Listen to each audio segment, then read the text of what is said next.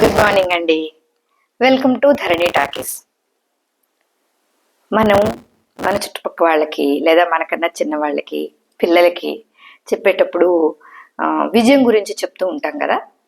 సాధిస్తే ఏమొస్తుందో చెప్పుకుందాం. విజయం సాధిస్తే మనకేమొస్తుందండి? చూడండి, అది ఒక అద్భుతమైన భావన అనమాట. మీరు ఏదైనా సాధించిన వెంటనే ముందు మీ పెదాల మీదకి చక్కటి చిరు మందహాసం వస్తుందండి.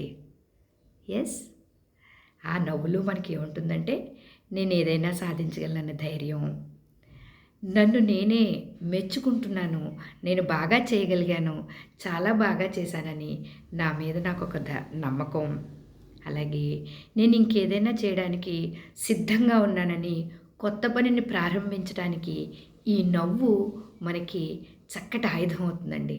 చాలా బాగుంటుంది. మరి ఇలాంటి విజయాన్ని సాధించిన తర్వాత వచ్చే చిరునవ్వు మన మొహం మీదకి రావాలంటే మనం ఏం చెయ్యాలి కదా? ఏం చేయాలండి? కొన్నిటిని వదిలేస్తే చాలు. కొన్నిటిని పట్టుకోవాలి, కొన్నిటిని వదిలేయాలి. ఏం పట్టుకోవాలి? మీరు ఏదైతే సాధించదలుచుకున్నారో దాన్ని, ఆ గోల్ని గట్టిగా పట్టుకోవాలి. రాత్రి రాకెట్ లాంచర్ని పైకి పంపేస్తాను అన్నదే లక్ష్యం అవ్వక్కర్లా. నేను చేయాల్సిన పనిని ఈ టైంలో ఎట్టి పరిస్థితుల్లోనా అయినా సరే చేసి పడుకుంటాను. అది కూడా చిన్న లక్ష్యమే. సాధించగలిగే లక్ష్యం. మన అమ్మలు చూడండి, ఖచ్చితంగా రేపొద్దుట నాకు స్కూల్లో పని ఉంది, నేను 5:30కి వెళ్ళిపోవాలి, బస్ ఎక్కాలి అన్నారనుకోండి, వాళ్ళు 5:30కి కూడా క్యారేజ్ పెట్టించేయగలరు మీకు. వారి లక్ష్యం అది. పిల్లాడు ఆకలితో ఉండకూడదు, వాడికి నచ్చింది నేను వండి పెడతాను అని.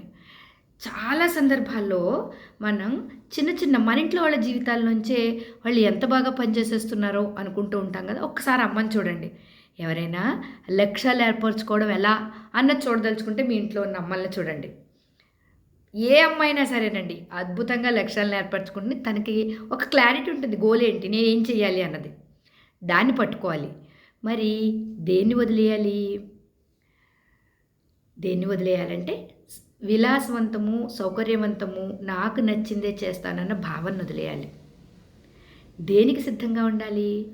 నేను చేసే ప్రయాణంలో కొంచెం నొప్పి ఉంటుంది, కొంత సంఘర్షణ ఉంటుంది అని ఏదైతే ఉందో దాన్ని స్వీకరించడానికి సిద్ధంగా ఉండాలి.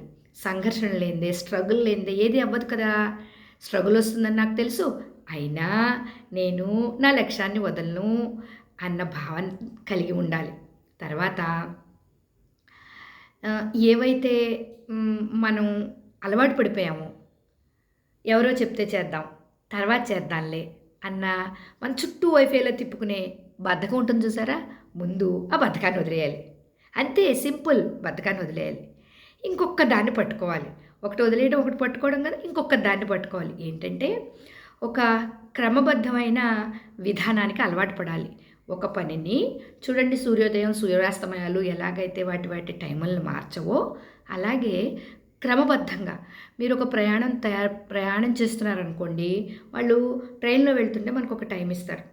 ఆ టైము ఇంకొక గంట లేట్ అయిందంటే మనం రైల్వే స్టేషన్లో కూర్చొని చాలా తిట్టుకుంటాం. ఏమిటి టైంకి ఇచ్చింది రాక్కర్లేదా, ఎంత ఇబ్బంది, ఆటోలు స్ట్రైక్ అవ్వచ్చు, వానలు రావచ్చు, వరదలు రావచ్చు, మాకేమన్నా అవ్వచ్చు, ఇంతసేపు వెయిట్ చేయాలా అని మనం ఎలా అంటామో, ఎవరి నుంచి అయితే అంటే ఒక చిన్న ప్రయాణానికే మనం ఒక టైం టేబుల్ ఫాలో అవ్వకపోతే విసిగేసుకుంటాం. మరి జీవిత ప్రయాణంలో సదా సర్వదా మిమ్మల్ని ధైర్యంగా వచ్చే, లక్ష్యానికి చేరువుగా ఉంచే క్రమశిక్షణలో మనం ఎలా ఉండాలి ఆలోచించండి. చాలా క్రమబద్ధమైన జీవితానికి అలవాటు పడాలి. రాత్రి లేచేసి మళ్ళీ బొబ్బుంటానంటే ఏది సాధ్యపడదు. మీకు ధైర్యంతో కూడిన చిరునవ్వు మీకు కూడా ఉండాలంటే ఇలా చేసి చూడండి. Thank you.